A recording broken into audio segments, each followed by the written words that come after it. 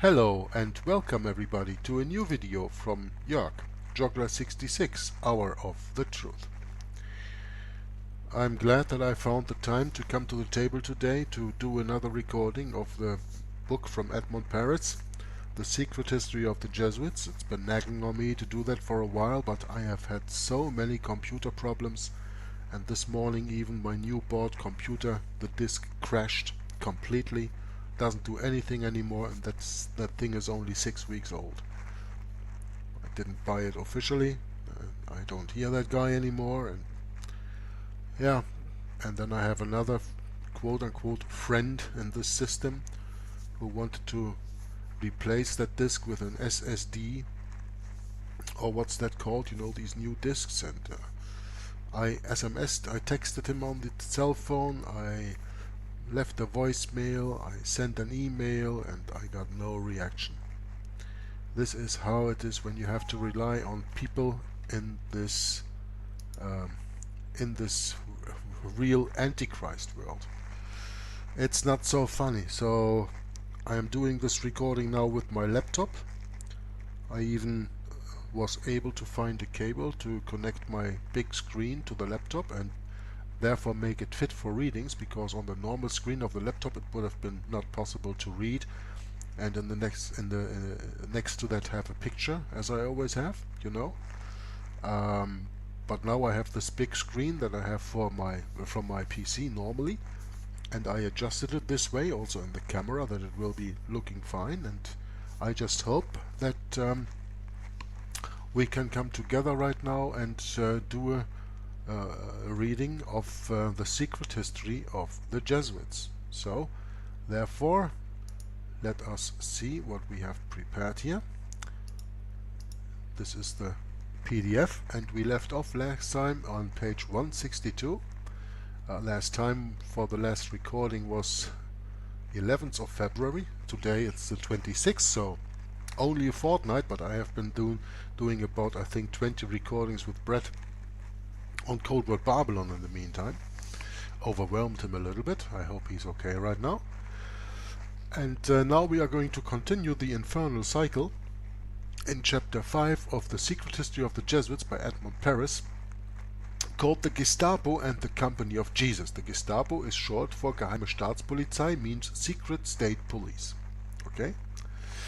If Pius XI and Pius XII, both Antichrists by the way, goodwill and friendliness never failed towards the Führer, whom they had brought to power, we must admit that he fulfilled all the conditions of the pact by which he was bound to the Vatican.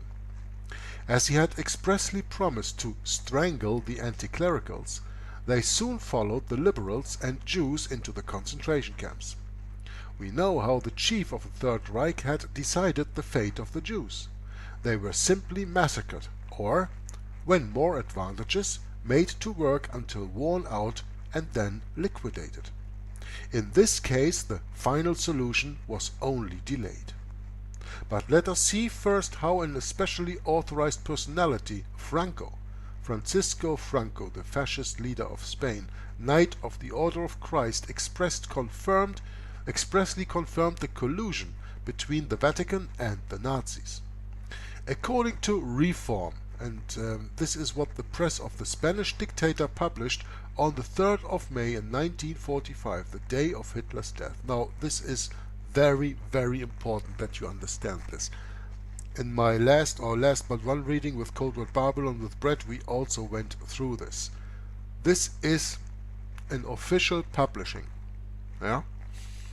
And I'm gonna read this this little quote from Reform twice, okay?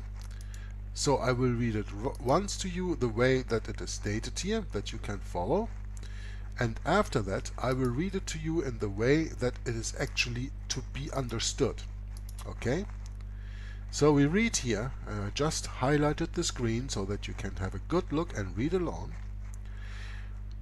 Reform,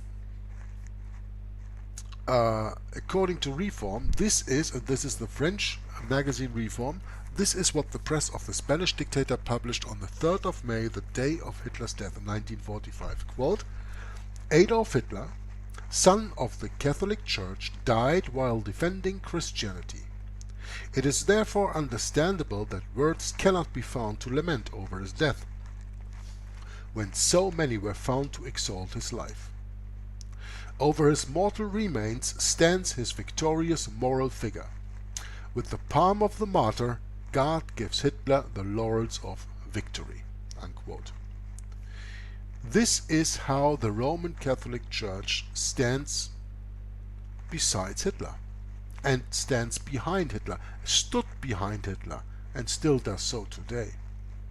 Now, this is the way that it of course appeared in the newspaper, and now I'm going to read it to you in a second, just checking the recording here.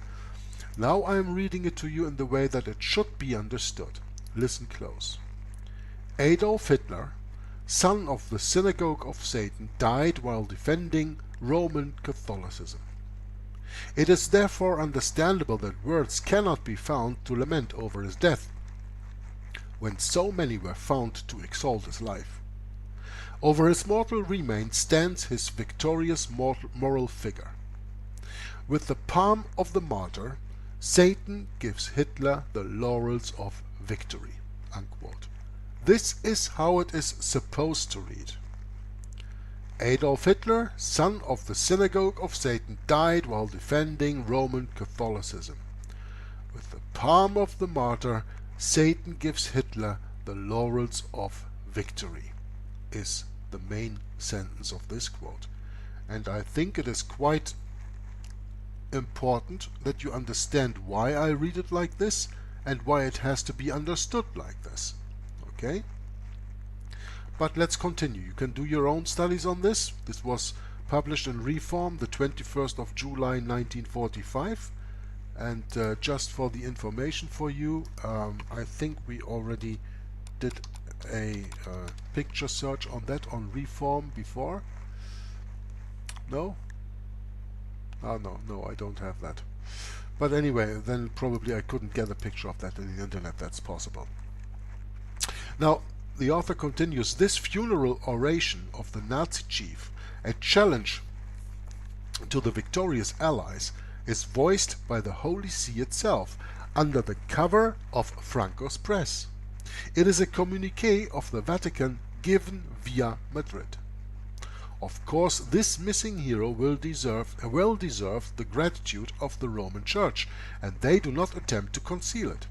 He served her faithfully.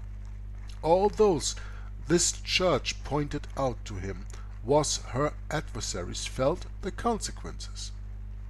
And this good son wasn't slow in admitting what he owed to his most holy mother, especially to those who made themselves her soldiers in the world. Quote, "I learned much from the order of the Jesuits," said Hitler. "Until now, there has never been anything more grandiose on the earth than the hierarchical organization of the Roman Catholic Church. I transferred much of this organization into my own party. I'm going to let you on in a secret. I am founding an order. In my burghs, like the Welfenberg for example, in my burghs of the order, I will raise up a youth which will make the world tremble." Hitler then stopped, saying that he couldn't say any more. Unquote. A burg is the German word Burg for castle.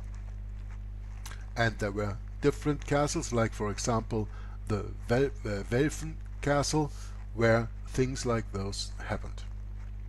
Another highly placed Hitlerian, Walter Schellenberg, who was the former chief of the German counter-espionage, completed this confidence from the Führer after the war. Quote, "The SS organization, that is the Schutzstaffel, the SS organization had been constituted by Heinrich Himmler, according to the principles of the Jesuits' order.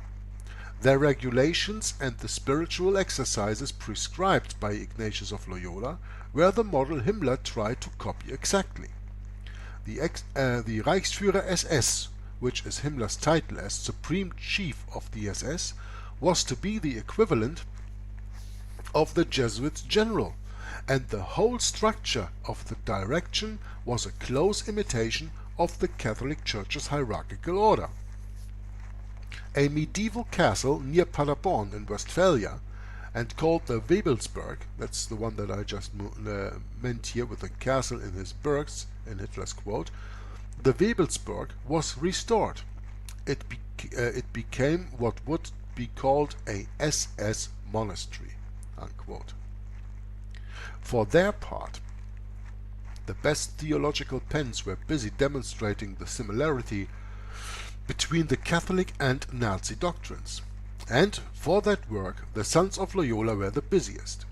As an example, let us see how Michael Schmaus, Jesuit theologian, presented to the public a series of studies on this subject. Empire and Church is a series of writings which should help the building up of the Third Reich as it unites a National Socialist state to Catholic Christianity. The National Socialist movement is the most vigorous and massive protest against that and against the spirit of the 19th and 20th centuries, you know, when people were liberated. A compromise between the Catholic faith and liberal thinking is impossible. Yeah, a compromise between the Catholic faith and liberal thinking is impossible. It should be the same with you, that you should not make any compromises with the Bible. There is no compromise possible with the Bible and the Catholic faith, for example, with even liberals, for example, with anything worldly. There is just no compromise possible. Nothing is more contrary to Catholicism than democracy. Why? Because Catholicism is ultramontane. It accepts the absolute ruling of the Pope, the ultramontane ruler, the king of the church and his state. And democracy is just the opposite. It is a rule by the people. Yeah? It is a rule from the bottom up and not from the top down, as is Catholicism. The reawakened meaning of strict authority opens up again the way to the real interpretation of ecclesiastical authority. The mistrust of liberty is founded on the Catholic doctrine of original sin. Yeah, the mistrust of liberty is founded on the Catholic doctrine of original sin. Very important sentence this is. Why? Because original sin is a Roman Catholic doctrine. There is no original sin. The Bible never speaks of an original sin. The Bible speaks of that everybody is born in trespasses and sins, but it does not speak of original sin. That is a distinction from the Roman Catholic Church. Now it continues here, the National Socialist commandments and those of the Catholic Church have the same aim. Bang! What? The National Socialist commandments and those of the Catholic Church have the same aim? So that means that you can actually use National Socialist as an equivalent for the Roman Catholic Church. Yes, and I think we already read this quote from Civilta Catholica, didn't we?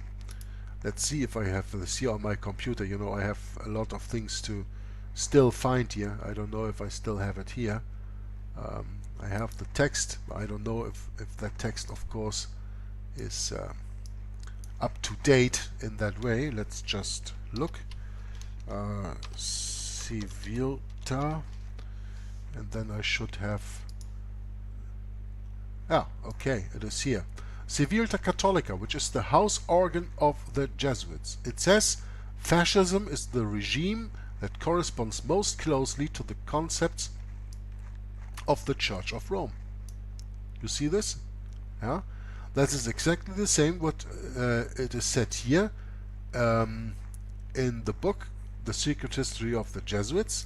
And this quote is taken from Begegnungen zwischen katholischem Christentum und nationalsozialistischer Weltanschauung by Dr. Michele Schmaus, professor at the Faculty of Theology in Munich.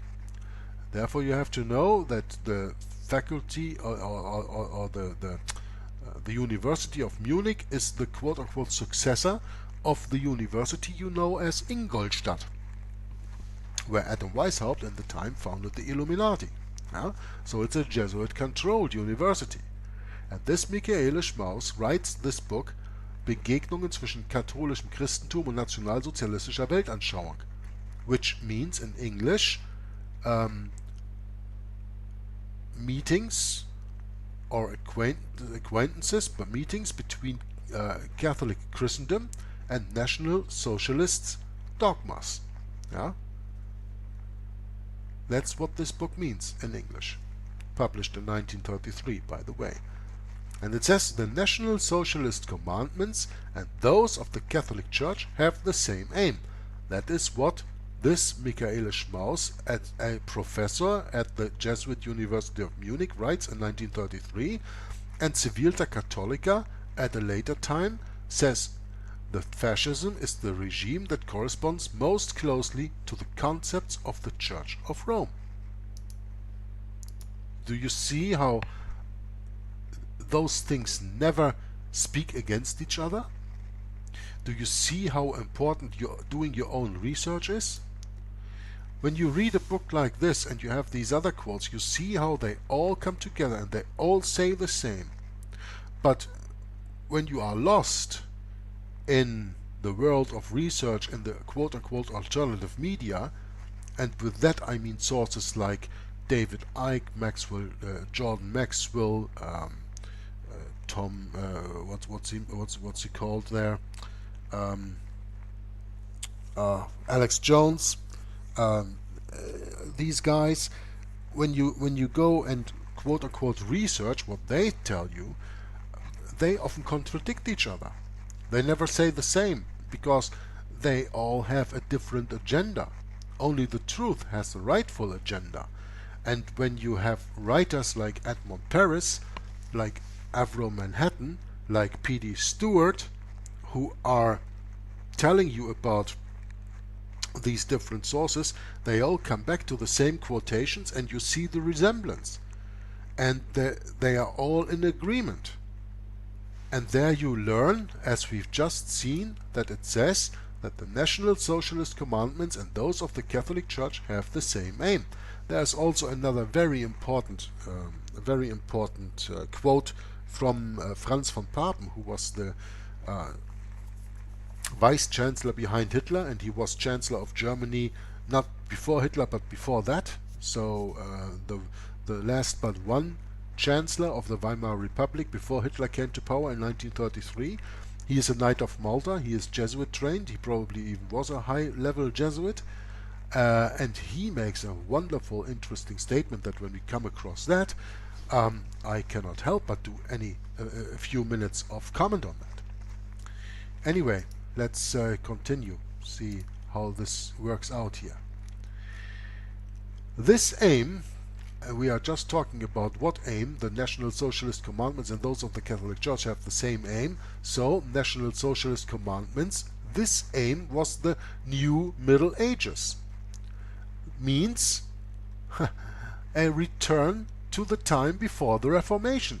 A return to the Dark Ages. It's called Middle Ages, but it actually means Dark Ages. This aim was the quote-unquote new Middle Ages Hitler promised Europe. The similarity is obvious between the passionate anti-liberalism of this Jesuit from Munich and the equal fanaticism expressed during the act of consecration of the NNC in the Basilica of Montmartre. During the occupation, the R.P. Merklin wrote, quote, "These days, liberty no longer seems to merit any esteem." Unquote. Quotations like such as these could be multiplied by the thousand.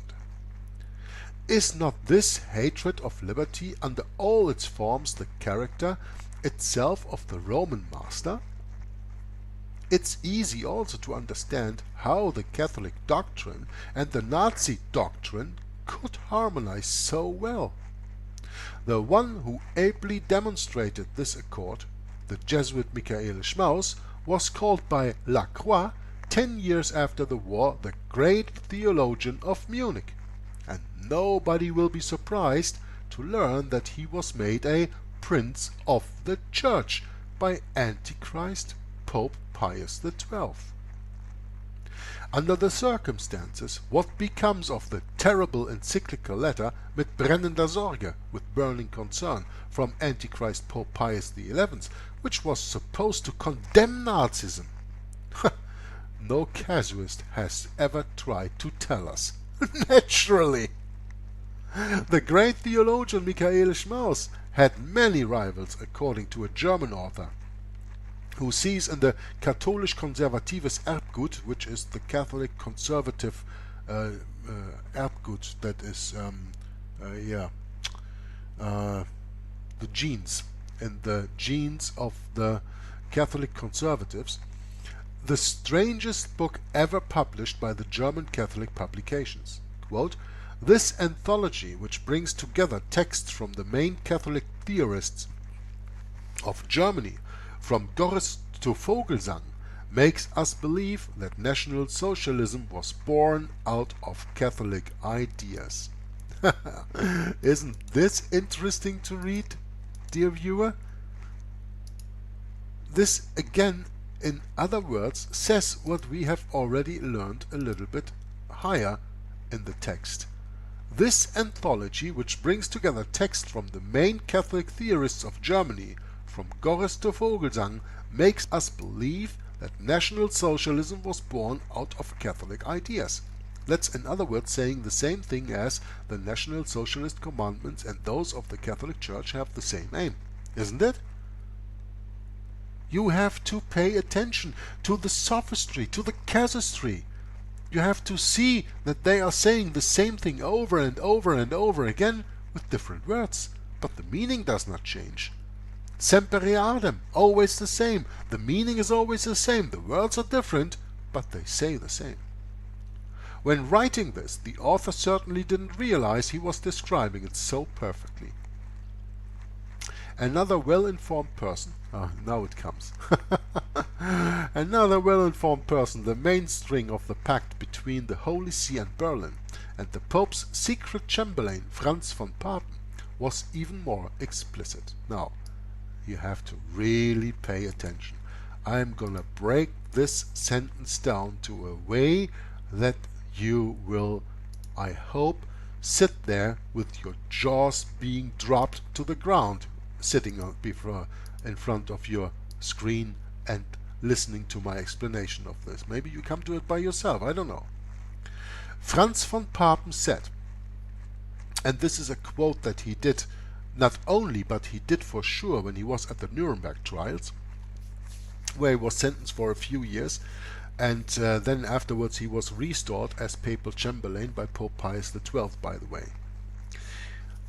His quote, as I put here in green, is so important. It reads, "The Third Reich is the first world power which not only acknowledges but also puts into practice the high principles of the papacy." Unquote.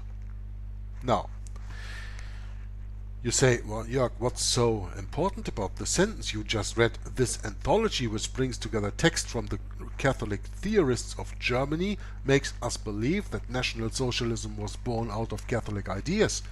You read to us before that the National Socialist commandments and those of the Catholic Church have the same aim. Now you read from von Papen, the Third Reich is the first world power which not only acknowledges but also puts into practice the high principles of the papacy. So where's the difference? You just said it, Jörg. They are saying the same thing over and over and over with casuistry and sophistry, semper eadem, saying the same things using different words. No. This is even deeper. This is so deep, I only fell about it, I think, yesterday or the day before, when I was reading with that was in the Bible study, in our Bible study last Sabbath. So today is the Tuesday, the Monday, the 26th. So that was on the 24th of February. I did my Bible study with Tom Fress and with Brett Norman. And during that Bible study, I had something that I really wanted to tell Tom. And I did so, and we also read this one, and all of a sudden it came to me. It was, and I'm not exaggerating, it really felt like it was a revelation. The Holy Spirit all of a sudden opened my eyes and I could see what really was written there. Let's read it again. The Third Reich is the first world power which not only acknowledges but also puts into practice the high principles of the papacy. Now, why is this so relevant? Why is this so special? And by the way, before I do so, I'm going to look for a picture from Papen, and then we can look at him, because I have pictures of him here. No, that is not where he is restored. This is a picture from von Papen with the Maltese cross, as you can see, here and here and here. He has all kinds of emblems and symbols telling his allegiance. Yeah, come to the point. Yeah, I will. The Third Reich is the first world power which not only acknowledges but puts into practice the high principles of the papacy. He could have said, listen closely, the Third Reich is a power which not only acknowledges but ... The Third Reich is a nation. The Third Reich is a world power. The Third Reich not only acknowledges but puts into practice the high principles of the papacy. He could have said all that, but what does he say? He speaks of the first world power. He does not even speak of a world power. He could have said the Third Reich is a world power which not only ... etc., etc. No, no, no, no. He says the Third Reich is the first world power. Now, Germany in the First World War was quite successful. And when they were defeated in 1918, no Allied soldier set foot on German ground. Yeah? The German soil was quote-unquote undefiled of Allied soldiers. They surrendered before that even happened. Germany then went into, let's say, this period of quote-unquote democracy during the Weimar Republic, and out of that came Roman Catholic sponsored and controlled Adolf Hitler. And Adolf Hitler then put into practices the policies of the Roman Catholic Church, as we have learned already. Okay? And then what happened at the end of World War II? Compared to World War I, Germany was completely crushed. It was completely obliterated. It was devastated. It was absolutely destroyed. Nothing was over anymore. It cost millions and millions and millions and billions to get that country up again. It was completely destroyed. They needed it to get up again because Germany had to fulfill a role in the coming Europe, in the European Union as we have today, which for me is nothing else but the, how do you say that, Holy Roman Empire of Europe today. I think I have a picture here where it says that. I just have to see. Yeah, this is also a nice one, eh? Angela Merkel, defiler of Europe. But that's not the picture. This is the one I was looking for. Huh? Catholic European Union. Watch out for a Catholic European Union. And here you have this building of the Parliament in Strasbourg that is built after the design of the Tower of Babel. But what's my point? If you didn't get it right now, I'm going to tell you. Van Papen says that the Third Reich is the first world power to put into practice the high principles of the papacy, and Germany after the Second World War got crushed beyond recognition. Now after Second World War, there were two world powers in the world. On the one hand, you had, let's say on the left hand, you had the communists, you had the Soviet Union, run by Stalin and then some other people after him until Gorbachev brought it down in the 1980s, end of the 1980s. And on the other hand, you have the United States of America. And those two world powers did, according to the Jesuit oath, play a little game. We call it the Cold War. They call it just Jesuitical theater. Okay? Now, at the end of the 1980s, beginning of the 1990s, the Soviet Union fell and communism was shattered all over the place. The Soviet Union fell, Poland fell, Hungary fell, Romania fell, Albania fell, Czechoslovakia fell, Yugoslavia fell. All these countries in in Europe that have been communist controlled after World War II fell into the obliteration of communism. All of a sudden communism was quote-unquote gone. It only went underground, but that's another point. That's not the point that I want to aim to. What the point that I really want to make is, and what was my revelation, my understanding last Saturday is, that since the beginning of the 1990s you only have one world power left in this world. I mean, China is maybe a power, but is not a world power. The United States of America has, I think, over 200 military bases in about 200 countries in this world. The United States of America are the quote-unquote policemen of this world. Of course they are, because they are, according to Revelation 13, the beast that comes out of the wilderness. They are the second beast. So, stay with me. In the 1930s and beginning of 1940s, during the World War, you had the Third Reich, the Nazi German Third Reich, as the first world power that put into practice the high principles of the papacy. When Germany was crushed after World War II, world powers arose, that is the Soviet Union on the one hand and the United States of America on the other hand. At the end of the 1980s, also with the help, of course, of the quote-unquote Holy Alliance that you can read on in chapter 1 of Rulers of Evil in Tapasosi's book, communism was brought down. And that was what Time magazine wrote in 1992. The conspiracy between Ronald Reagan and Pope John Paul II to bring via Poland the demise of communism. So one world power was done away with. No war needed this time. It was a quote-unquote political revolution. It was a quote-unquote regime change, but from the inside. Not much blood flew.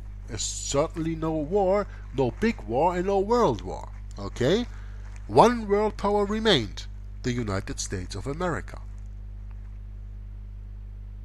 And the United States of America is today, 2018, as we speak, the only left world power in the world. And America, more and more every day, puts into practice the high principles of the papacy. Why? Well, you can argue or you can just listen and understand. The United States of America is no Protestant country anymore. Because otherwise, why did you invite the Antichrist in 2015 to speak before a joint session of Congress? A Protestant country would never do that. And it is said so in Revelation 13, where it says that the second beast started out as a lamb and it spake as a dragon. Okay, the dragon in the Bible is equivalent with the devil, Satan. So it came out Christ-like, like a lamb, but it spake as a dragon, like a Satan, like a devil. Since the United States of America become more and more Catholic every day without people noticing. I mean, let's not argue. Of the 9 judges on the Supreme Court of the United States of America, there is not one Protestant. There are about at least 6, if not even 7 Catholics at this moment. And at least 2 of them are members of Opus Dei. And I am not sitting here and pointing the finger, understand me correctly. I just want to wake you up to the fact, whether you like it or not, it's a fact that the United States of America is in the situation today as was Germany in the 1930s. And it is the remaining, it is the only world power. Now, what do you think will happen when a war breaks out and the Roman Catholic Church wants to first and for all destroy their enemy, what are so-called Protestants and liberals? Yeah, don't forget the liberals, because America is full of liberals and evangelicals and liberals are not ultramontane. But the Roman Catholic Church is ultramontane. The Roman Catholic Church is in the spirit of the Council of Trent, and everything that does not adhere to that has to go. That was the policy of Adolf Hitler during his reign in Germany, and that is the policy of the United States of America now and in the future. Because Donald Trump is Jesuit trained and Jesuit controlled, Obama was Jesuit controlled, and all the other presidents have their relations to the CFR, that is a foundation of the Jesuits. I mean, just when you look into that, you understand. And what are the Jesuits? Well, the Jesuits are a military order. They are the military arm of the Roman Catholic Church.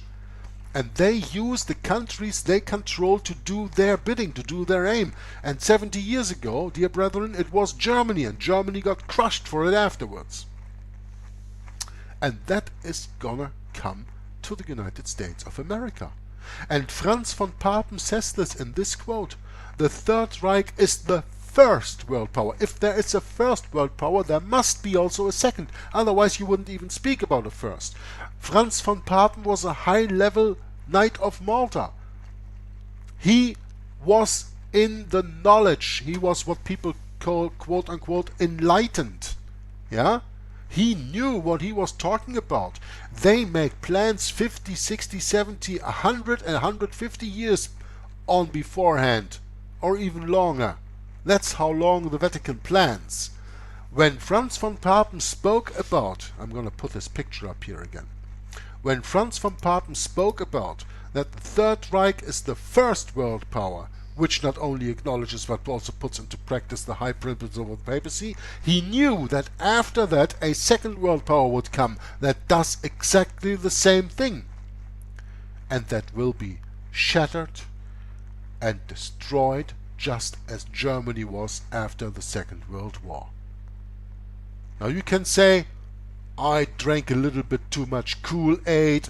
Oh, Jörg sees a Jesuit under every stone. Oh, Jörg, no, that's not it. It's this and that's all not true. The Jews rule the world, and the Roman Catholic Church does nothing, and blah, blah, blah. People, I don't care what you think. I tell you not what I think, I tell you what I make out of reading this book and reading between the lines, and not only reading this book, but reading all the other books also. The books that I've read and that I'm reading right now. Right now I'm reading Code Word Babylon. Yeah, I have received a fortnight ago the memoirs of Franz von Papen. The guy you see here in this picture, he wrote memoirs, 500 some pages. I'm gonna read that book, but it's German and it takes some time, but I'm gonna read it, and I think there will be some very interesting revelation in there.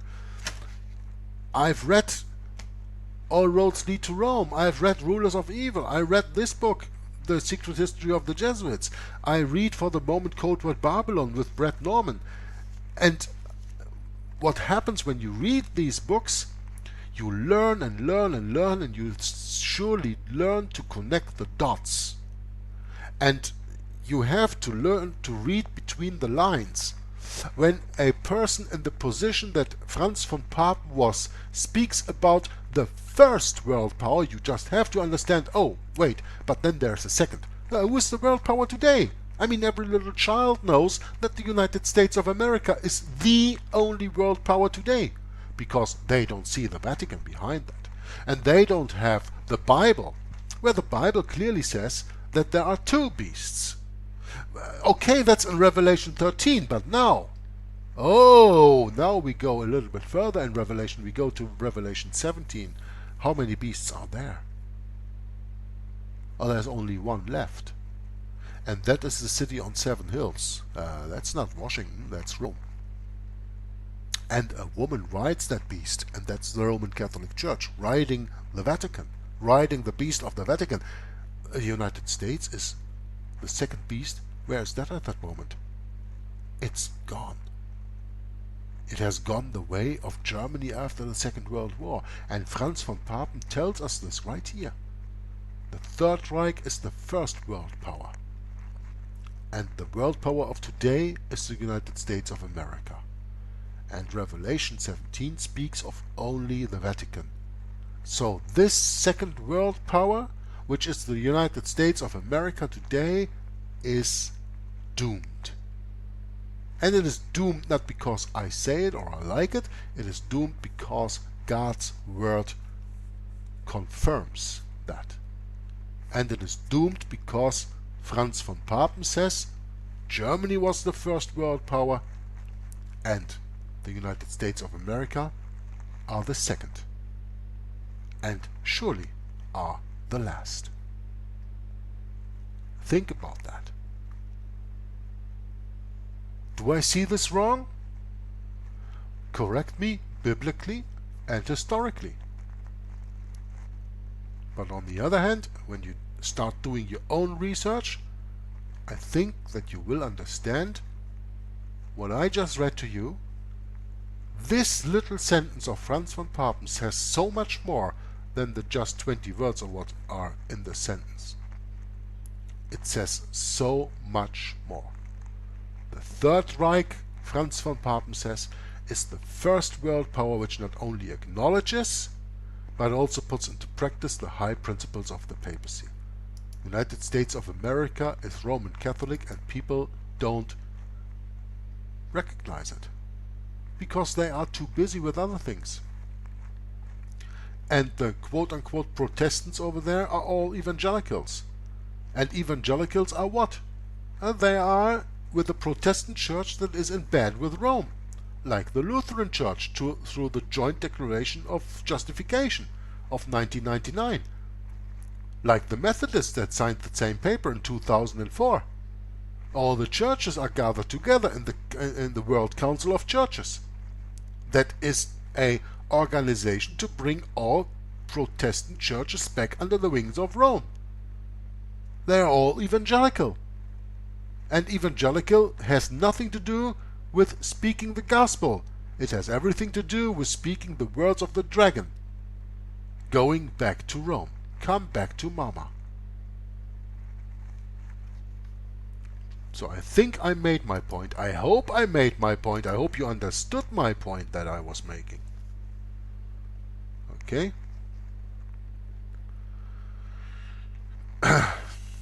Now, let's get this picture up that we know that we are going to continue the reading here. To this, and that is the quote of Franz von Papen we are speaking here, to this we will add the result of this putting into practice. 25 million victims of the concentration camps, the official figure issued by the United Nations organization. Now, I don't trust the figures of the United Nations organization, but I know from a lot of sources that all the victims together of the Second World War were at least 66 million. Yeah? At least 66 million. We are speaking about soldiers, we are speaking about women and children, civilians, We are speaking about civil men, civil women, and civil children, and soldiers fighting in the front, and it was at least 66 million deaths. And not one of those deaths was not wanted by the Vatican.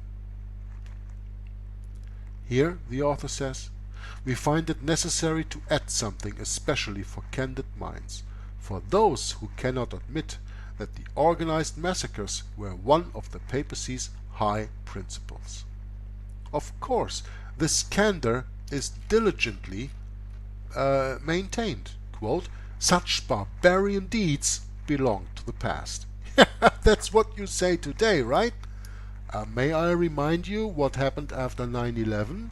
And there came news out when the American soldiers fell into Iraq, and you had this scandals of that prison Abu Ghraib, or what the name was, something like that.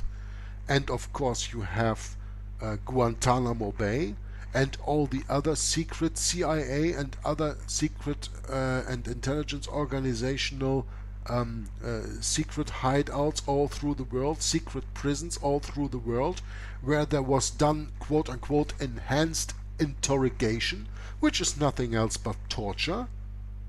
You call it waterboarding, but that's the same thing that the Inquisition already did 500, 600, even 1000 years ago. I can prove that. I'm not talking out of my ass here. I can prove that to you. Why? Because there are pictures of people who have been waterboarded, as we call it today, so many years ago in the Inquisition. I only have to see where that picture is. I mean, let's put it all up. Is it this one? No, that's not it. But let's do this here a little bit bigger, and you can see them for yourself. These are all pictures that I have on my computer, just dealing with the Inquisition. Yeah. So, where is that waterboarding? Here you have the rack, when they are put on the rack, and things like these are done today also. I don't see this waterboarding picture. It's a famous picture. I often use it. Here, waterboarding torture. Here it is. You know, you're blinded, you can't move, you're filled water into your mouth until you drown. That's what they call waterboarding, and this is a picture from the Inquisitional times. And this is still today. Of course they call it differently, but what did I say to you earlier? Sophistry and casuistry, giving the same things over and over a different name, but actually semper realem. It remains the same. It's just different words. Yeah? Such barbarian deeds belong to the past? No. No, but nobody wants to see them today. So say some good apostles to the simple, while shrugging their shoulders before the non-Catholics, for whom the fires of the Holy Inquisition are still burning. Yeah? Get it? I haven't read this on beforehand. I'm reading this the very first time with you together. So when I do a comment on something that is said there in the next sentence, I haven't read that sentence yet. Because you see, I'm speaking and talking and sharing information and doing and speaking as the Holy Spirit leads me. By that I cannot read a sentence or two in advance. Yeah? But this is just what I told you. And here the author confirms. So say some good apostles to the simple, while shrugging their shoulders before non-Catholics, for whom the fires of the Holy Inquisition are still burning. They never cease to burn. So be it. Let us set aside the superabundant testimonies about the clerical ferocity of years gone by to consider the 20th century. I'm sorry. We will not recall either the exploits of men like Stepinac and Marcone in Croatia, you remember the NDH, nor Tiso in Slovakia, but will confine ourselves to examining the orthodoxy of certain high principles they put so well into practice.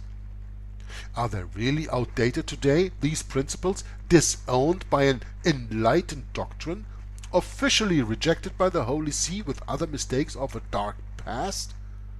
It's easy to find out. Let us, for example, open the Great Apologetics by the Abbé Jean Vieux-Jean, which can hardly be described as medieval, as it is dated 1937. What do we read in the Great Apologetics by Abbé Jean Vieux-Jean? To accept the principle of the Inquisition, one only needs a Christian mentality, and this is what many Christians lack. The Church has no such timidity.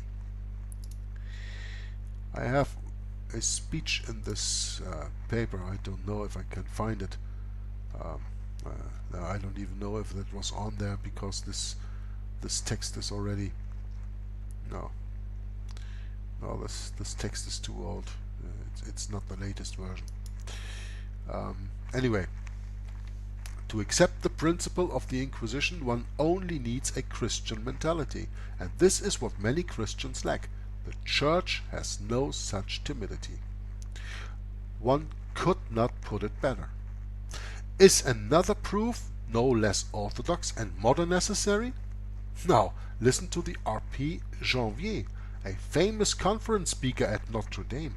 Quote, "By virtue of her indirect power over temporal matters, should not the Church," speaking of the Roman Catholic Church, "have the right to expect Catholic states to oppress heretics even to the point of death, so as to suppress them?" Here's my answer. I do advocate this, even to the point of death, learning first of all on the practice, then on the teaching of the Church itself, and I am convinced that no Catholic would say the opposite without erring gravely. We could not accuse this theologian of speaking in riddles. His speech is clear and concise. It would be impossible to say more with fewer words. Everything is there concerning the right the Church arrogates to herself to exterminate those whose beliefs do not correspond with hers. The teaching which compels her, the practice which legitimates by tradition, and even the call to the Christian states, of which the Hitlerian crusade was such a perfect example. The following words, far from ambiguous, were not pronounced in the darkness of the Middle Ages either. Because you think, when you read something of the Middle Ages, "Whoa, but today we are civilized, we don't do that anymore," as it said here on the top of the page. Such barbarian deeds belong to the past. No, no, no. The Church can condemn heretics to death for any rights they have are only through our tolerance, and these rights are apparent, not real. The author of this quote was Jesuit General Franz Werns, a German, who was General of the Society of Jesus between 1906 and 1915, and the fact that he was German as well gives even more weight to his declaration. Why? Well, think about, for example, Pope Benedict XVI, the German Pope, Cardinal Ratzinger, who has been 25 years the chief officer of the Congregation of the Doctrine of the Faith, which is the new fancy title for the Holy Office of the Inquisition. During the 20th century also Cardinal L'Épicier, notorious prince of the Church, wrote, quote, "If someone professes publicly to be an heretic or tries to pervert others, by his speech or example he can not only be excommunicated, but also be killed, unquote. Again, let's see, and put this in a little more color that we can easier recognize this. Let's use this one. If someone professes publicly to be a heretic or tries to pervert others by his speech or example, he cannot only be excommunicated but also justly killed. So whether you speak as a Protestant or you act as a Protestant, you can not only be excommunicated, but you can also be justly killed. If that's not a characteristic appeal to murder, I might as well be changed into a peppermill, as the late Courteline said. Is the Sovereign Pontiff's contribution wanted as well? Here it is, from a modern Pope whose liberalism was criticized by intransigent clerics, the Jesuit Pope Leo XIII. Quote, "Anathema on the one who says the Holy Spirit does not want us to kill the heretic." Really? Really? Anathema on the one who says the Holy Spirit does not want us to kill the heretic? Wow.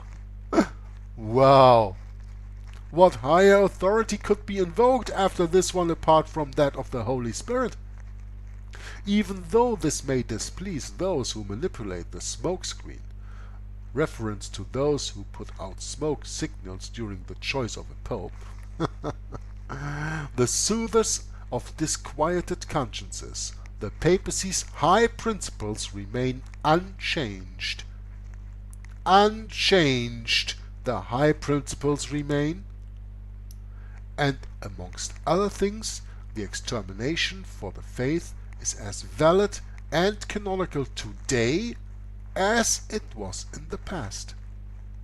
A conclusion most enlightening, to use a word dear to mystics, when we consider what happened in Europe between 1939 and 1945.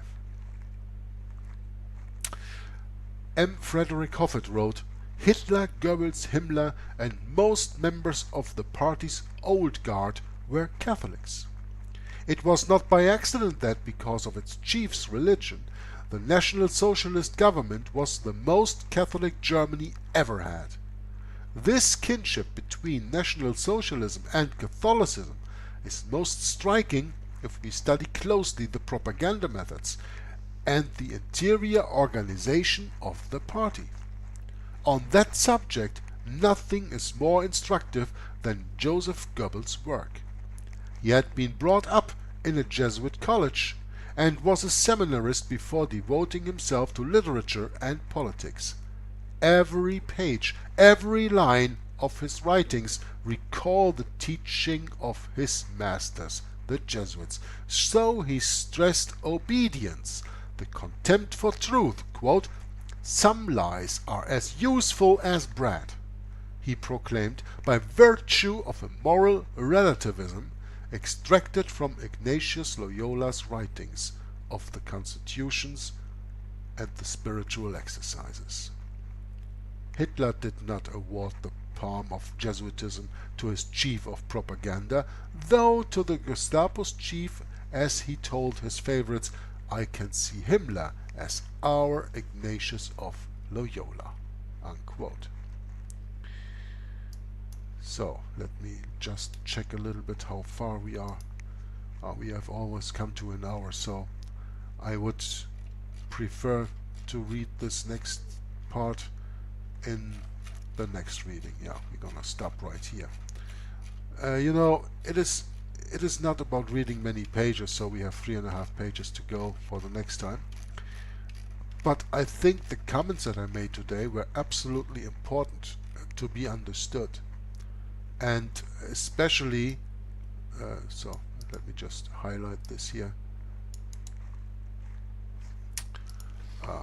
especially the quote that we read from Franz von Papen. Yeah. Continue here. I think this is absolutely something that you have to study maybe again. I mean, you can get the book free on the internet. The PDF is freely available. You can read it for yourselves. You can pause the video. You can put it on pause. You can read it over and over and over again and tell me if you understand anything else but that von Papen said that the Third Reich, the Nazi German Reich, is the first world power. And there was no other world power at that time. But of course, after World War II, America arose as the world power. England was done. America arose, and the Soviet Union was the other. So they clashed these two in the theater of the quote-unquote Cold War, which we all believed to be true at the time, and for them it was just a big joke. Then they brought down, via Poland, communism, and the only world power is over is the United States of America. That is the second one. And now, maybe you read the sentence like this: the United States of America is the second world power, which not only acknowledges but also puts into practice the high principles of the papacy. And when you know what happened to Germany that did that before, that same doom is laying in wait for the United States of America. And with this, I've come to my conclusion. Read this book for yourself, especially when you doubt anything that I say here is true. Or you say, oh Jörg, no, that's not that way, that's that way and that way. Well, then prove me with other writings, prove me with other books. But please don't refer to these mainstream alternative media guys like Alex Jones and all these idiots out there. I mean, I don't care. They are all on the payroll for the Jesuits, you know. They never tell you the truth. Yeah, here and there they lift a little bit, but they lift the veil a little bit, but they never take it away. And you have to take the veil away, or you have to see behind the veil, behind the curtain. You have to see what's behind the door, to use that expression of that series from Bill Hughes. You have to see what's behind the door to see the puppet master. Otherwise you will always just see the puppets. And then you are doomed to repeat history. History repeats itself. Yeah, because we are indoctrinated with false history. We over here in Europe as much as you over there in the United States of America. We over here in Europe probably even more, because we have a history of war of 2,000 years. Your country doesn't even exist that long. Yeah? We have a rich history in this, and we have been indoctrinated with lies all and all over. Everybody knows, yeah, the victor writes history. That's right, but who is the victor? Up to now, everywhere. I mean, in the end, of course, it's Jesus Christ who wins. Christ always wins. Christ wins in the end. That's not the point. But here in this Antichrist system, for the moment, these wars, who is the winner at the end? The Roman Catholic Church. Because that's what the Jesuits swear, to do everything that the Church gains an advantage. The end justifies the means, that in the end the Church is the winner, the Church is the gainer. So the Church, the Roman Catholic Church, the synagogue of Satan, which is not Christian, writes our history books since hundreds of years. From those you do not get the knowledge that you need to have to understand and to be prepared. And by prepared I don't mean go out there buy guns and go out there buy ammunition, but I mean put on the whole armor of God. Ephesians chapter 6 verses 10 through 18. Read that for yourself. Until next time, Joggler 66 from Hour of the Truth signing off, and this reading of The Secret History of the Jesuits from Edmond Paris is now done. God bless you and bye-bye. Especially I work in dealing with the infiltration of churches and religious institutions as well as government. That cover a tremendous number of institutions. And the purpose of that infiltration was what for? Well, the purpose is what the Roman Catholic system has all the time as her own purpose, is to infiltrate, to penetrate all the areas of life where the Roman Catholic can have control and access for the coming world government. Simply put, this country and this world benefit from your commitment to Jesuit principles, to being men. As a graduate of another great Jesuit institution, Xavier University, I have great affection for the value and purpose of a Jesuit education. What that means is, in preparation for that world government, the Roman Catholic institution, especially since the establishment of the Jesuit order in 1541, throughout all these 500 years, they've been in preparation and through infiltration and penetration of every level of society in order to take over the world politically and religiously. What a beautiful day the Lord has made. Holy Father, on behalf of Michelle and myself, welcome to the White House. There are two doctrines that define very well these dangerous goal of the Roman Catholic institution. Two doctrines define this very well. One is called the doctrine of the apostolic succession, and that is dealing with the papacy. And the other is the doctrine, the temporal power, and that is dealing with world government. Of course, both, because you can see that even the Pope and his own individual office, he meet those requirements. He is not only the head of his church, as he called himself, John Paul II, the present Pope. He said he is the pastor of his church. He is not only that, but he is the head of his state. It is a sign, perhaps, of how far we have come in this country that today's news of formal recognition between the governments of the United States and the Vatican did not create a furor. Once upon a time, it would have. Once upon a time, and not all that long ago, it did. From the time of President Washington, that was the first president to be utilized by the Jesuits. If you were not aware of that, President Washington already was initiated by the Jesuits to bring about the first communication with the Vatican ever known in this country. From there on, President Reagan, throughout all this time, President Reagan has come to fulfill the greatest moment in the history of this conspiracy.